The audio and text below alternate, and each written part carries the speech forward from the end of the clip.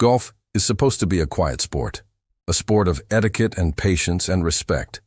But this week, that idea got tested in the loudest possible way, and now an entire region of the country is at the center of a firestorm. Welcome back to PGA Updates Hub, where we break down everything shaking up the world of professional golf. And today's story is one of the most explosive debates we have covered all year, because a major Golf Channel voice just stood up on national television and said something most analysts would never dare to say out loud. Let's set the scene first. Wyndham Clark walked into Shinnecock Hills this past week carrying a 6-shot lead and an uncomfortable history. A year ago at Oakmont, he smashed up a clubhouse locker after missing the cut, and the golf world has not let him forget it since. So when he showed up at Shinnecock as the man to beat, everyone wondered how the gallery would treat him. The answer came fast, and it was brutal. Fans booed his tee shots. Fans cheered his bad bounces. Fans screamed lines like, "Don't choke Wyndham" and "Nobody likes you, Wyndham," as he tried to close out the biggest tournament of his career. At one point, a heckler crossed so far over the line that security had to physically remove him from the grounds. This wasn't passionate. This was personal. And somehow, Clark still won. He battled a vanishing 6-shot lead and a hostile crowd at the same time and walked away with his second U.S. Open trophy. The numbers alone tell an incredible story. Clark opened with a record-breaking pace through 36 holes and looked like he might run away with the entire championship before the weekend even started. Then Sunday hit, and everything got chaotic. His 6-shot cushion shrank stroke by stroke as Sam Burns kept battling back. Scotty Scheffler made a late charge of his own, and the grandstands around the 18th green spent more energy serenading Scheffler on his birthday than acknowledging the man actually leading the tournament. That's when Golf Week and Golf Channel analyst Eamon Lynch stepped in front of a camera on Monday morning and lit the whole golf world on fire. Lynch didn't dance around his point. He looked into the camera and said, "Long Island golf fans are a stain on the game of golf. Not some fans, not a few bad apples, the entire region." He argued this wasn't a one-time meltdown either. He pointed straight back to last year's Ryder Cup at Bethpage Black, where European players were taunted relentlessly, and Rory McIlroy's own wife had a drink thrown at her while walking the course. McIlroy himself said, "By the time Clark's final putt dropped for the win, there was no roar waiting for him. Just a strange, uneasy quiet, followed by scattered cheers that felt more obligatory than celebratory." By any measure, this should have been remembered as one of the gutsiest closing rounds in recent major championship history. Instead, almost nobody wanted to talk about the golf. They wanted to talk about the crowd. That's when Golf Week and Golf Channel analyst Eamon Lynch stepped in front of a camera on Monday morning and lit the whole golf world on fire. Lynch didn't dance around his point. He looked into the camera and said, "Long Island golf fans are a stain on the game of golf. Not some fans, not a few bad apples, the entire region." He argued this wasn't a one-time meltdown either.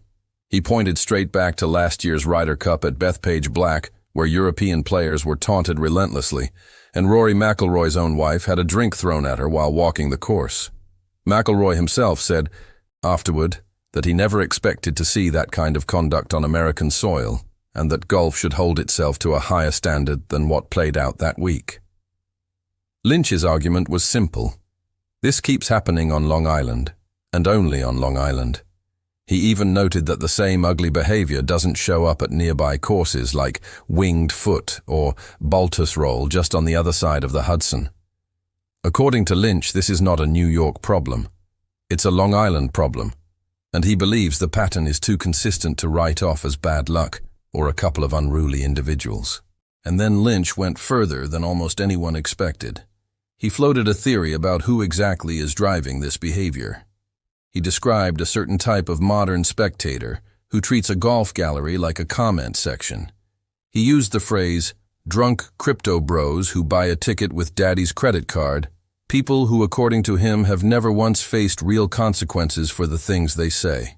Whether you find that line brutally honest or needlessly insulting, it spread across social media within hours and split golf fans straight down the middle. But the real bombshell wasn't the insult. It was the policy proposal that came right after it. Lynch suggested that golf as a whole needs to borrow a page from Augusta National's playbook. No phones on the grounds. Zero tolerance for disruptive behavior. No second chances for anyone who crosses the line. And then he aimed that idea directly at one specific tournament still sitting on the schedule. Bethpage Black is currently set to host the PGA Championship in 2033. Lynch said that should not happen. In his exact words, "These people do not deserve a major championship." That's not a minor critique of fan behavior. That is a call to strip an entire community of a future major championship before it has even been built. Now here's where things get genuinely complicated and why this story refuses to die down. Bethpage Black and Shinnecock Hills aren't some forgotten municipal courses nobody cares about. These are two of the most respected and historic venues in all of American golf. Shinnecock has hosted US Opens going back to the 1890s and is considered by many long-time players to be one of the purest tests of golf anywhere in the country. Bethpage Black is one of the toughest public courses on the planet and a personal favorite among hardcore golf fans nationwide, thanks to its brutal length and its blue-collar, everyman reputation. Both venues carry decades of championship history and both have been celebrated for years as proof that America's biggest tournaments don't always need a private country club setting to feel special. Pulling major championships away from venues like these isn't a small gesture. It's a massive shift in how golf treats its most storied stages, and it would mark one of the rare times a major sanctioning body openly punished a region rather than an individual player or club. So naturally, the reaction split the sport in two. One side agrees completely with Lynch. They point out that golf has always prided itself on being different from every other major sport. Silence during a backswing isn't a suggestion. It's basically sacred. They argue that when a tournament starts feeling like an SEC football tailgate instead of a major championship, something has gone seriously wrong and somebody needs to draw a hard line before it gets worse. For them, Lynch isn't being harsh. He's just saying what plenty of players and fans have been thinking quietly for years. The other side sees this completely differently. They argue that punishing an entire region for the actions of a loud minority sets an extremely dangerous precedent.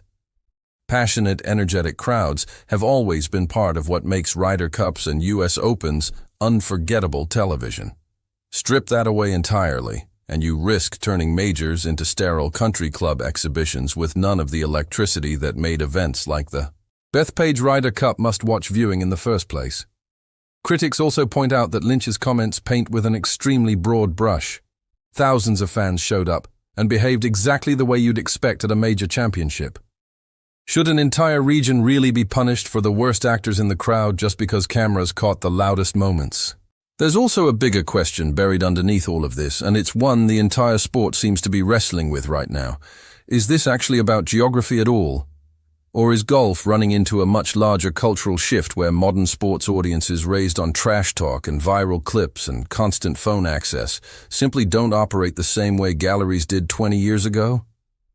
Lynch himself hinted at this when he talked about a societal problem tied to gambling culture and the desire to go viral off someone else's bad moment. Legalized sports betting has exploded across the country over the last several years, and golf hasn't been immune to that wave. Fans with real money riding on a leaderboard behave differently than fans who simply showed up to watch great shots. Add in a generation that grew up filming everything on a phone, hoping a clip blows up overnight, and you start to understand why a golf gallery can suddenly feel more like a rowdy football tailgate than a quiet Sunday at Augusta. If that's really what's happening here, then banning one region from one venue doesn't fix the root issue at all. It just moves the problem somewhere else for a few years until it resurfaces at the next big event. As of right now, neither the PGA Tour nor the PGA of America has issued any kind of official statement responding to Lynch's comments. But make no mistake, this conversation is happening behind closed doors at the highest levels of the sport. When a nationally known analyst publicly calls for a venue to be stripped of a future major, you can guarantee tournament officials are paying very close attention. Whether that turns into actual policy changes or fades away as just another hot take remains to be seen. But the conversation around crowd control and fan conduct at majors is clearly far from finished. So where do you land on this one? Is Eamon Lynch simply saying the uncomfortable truth that plenty of golf insiders already believe? Or is blaming an entire region for the actions of a rowdy few going way too far down a dangerous road? Golf fans across this country are going to be arguing about this one for weeks, and honestly, that's exactly why we love covering this sport.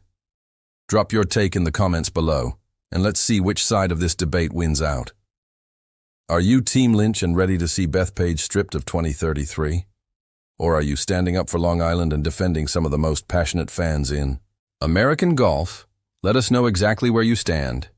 If you want more breaking analysis just like this, make sure you're subscribed here at PGA Updates Hub and turn on notifications so you never miss the next major story before everyone else does.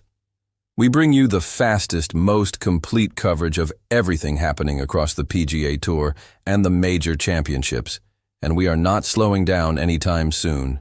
We'll be back soon with more from inside the world of professional golf. Thanks for watching, and we will see you in the next one.